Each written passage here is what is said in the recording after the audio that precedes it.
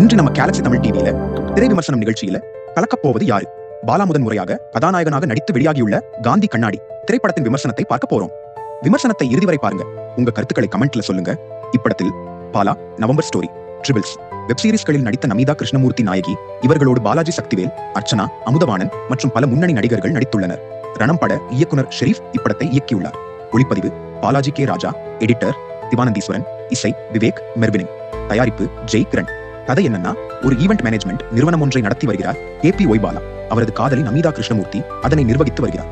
நண்பர்கள் சிலர் அந்த நிறுவனத்தில் பணியாற்றி வருகின்றனர். பணம் மட்டுமே பிரதானம் என்றிருக்கும் பாலா தங்களது பணியாளர் வராவிட்டால் அந்த வேலையைத்தானே செய்யக்கூடியவர், அதற்கான சம்பளத்தை எடுத்துக் கொள்ளக்கூடியவர். அப்படிப்பட்டவர் 60ஆம் கல்யாணம் செய்ய வேண்டும் என்று தன்னை தேடி வரும் பாலாஜி சக்திவேலை காண்கிறார். மனைவி அர்ச்சனாவின் ஏக்கம் அது என்பதை உணர்ந்து அதனை செயல்படுத்த துணிகிறார். தனது சம்பளம், சேமிப்பு ஆகியவற்றை தாண்டி ஒரு பெரிய தொகையில் அந்த நிகழ்வை நடத்த ஆசைப்படுகிறார். பாலாஜி சக்திவேல் ஒரு பெரிய ஜமீன் குடும்பத்தைச் சேர்ந்தவர். கோயம்புத்தூர் வட்டாரத்தில் வாழ்ந்து வரும் அவர் சிறு வயதில் நடனமாடும் அர்ச்சனாவை விரும்புகிறார். இருவேறு சமூகத்தைச் சேர்ந்தவர்கள் திருமணம் செய்து கொண்டு இனிமையாக வாழ முடியாது என்பதை உணர்ந்து இருவரும் சென்னைக்கு வந்துவிடுகின்றனர். அப்போது முதல் அர்ச்சனாவின் வார்த்தைகள் எதையும் பாலாஜி சக்திவேல் மீறியதில்லை. முதல் முறையாக அவரது வார்த்தையை மீறி தனது ஜமீன் குடும்பத்து சொத்துக்களை விற்றாவது இந்த 60ஆம் கல்யாணத்தை நடத்திவிட வேண்டும் என்று நினைக்கிறார். அதற்கேற்ப அவர் கைவசம் கிட்டத்தட்ட 1 கோடி ரூபாய் வரை கிடைக்கிறது. அதனை கொண்டு எளிதாக தனது கண்ணம்மாவின் ஆசையை தீர்க்கலாம் என்று நினைக்கிறார் காந்தி. அந்த நேரத்தில் பண மதிப்பிழப்பு நடவடிக்கையை அறிவிக்கிறது மத்திய அரசு.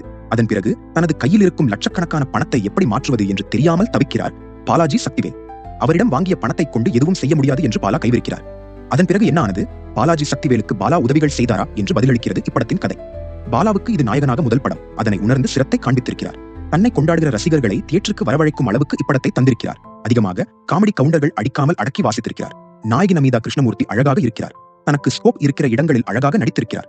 நாயகன் நாயகியை விட நம்மை வசீகரிப்பது பாலாஜி சக்திவேல், அர்ச்சனா ஜோடிதான். தங்களது அனுபவ நடிப்பை ஒவ்வொரு காட்சியிலும் வெளிப்படுத்தியுள்ளனர். இவர்கள் தவிர்த்து ஜீவா சுப்பிரமணியன், மதன் மற்றும் அமுதவாணன், நிகிலா சங்கர் தங்களுக்கு கொடுத்த பாத்திரத்தை சிறப்பாக செய்துள்ளனர். ஒளிப்பதிவாளர் பாலாஜி கே ராஜா காட்சிகளை சினிமாத்தனம் தெரியாமல் இயல்பாக பதிவு செய்திருக்கிறார். விவேக் மெர்வினின் பின்னணி இசை மற்றும் பாடல்களும் கேட்டவுடன் பிடிக்கும் விதமாக உள்ளன. இயக்குனர் ஷெரீப் திரைக்கதையை முதல் பாதி இளைய தலைமுறைக்கானதாகவும் 2ஆம் பாதி வயதானவர்களுக்காகவும் அமைத்திருப்பதே இப்படத்தின் சிறப்பு. சில இடங்களில் நாடகத்தன்மை தெரிந்தாலும் அதையும் மீறி கதையில் ஒன்றி கிளைமாக்ஸ் காட்சிகளில் நம்மை அழவைத்து விடுகிறார் இயக்குனர். ஒரு படத்தின் வெற்றி என்பது ஏதாவது ஒரு காட்சியிலாவது நம்மை மறந்து கதையில் ஒன்றிணைவது. அதை இயக்குனர் சிறப்பாக செய்து வெற்றி அடைந்திருக்கிறார். மொத்தத்தில் காந்தி கண்ணாடி திரைப்படம் குடும்பத்துடன் அனைவரும் பார்த்து ரசிக்கும்படியான சிறந்த திரைப்படம். கலக்கப் போவது யாரு? பாலாவுக்கும் படகுழுவுக்கும் வாழ்த்துகள். இந்த விமர்சனம் பிடிச்சிருந்தா லைக் பண்ணுங்க, நண்பர்களுக்கு ஷேர் பண்ணுங்க.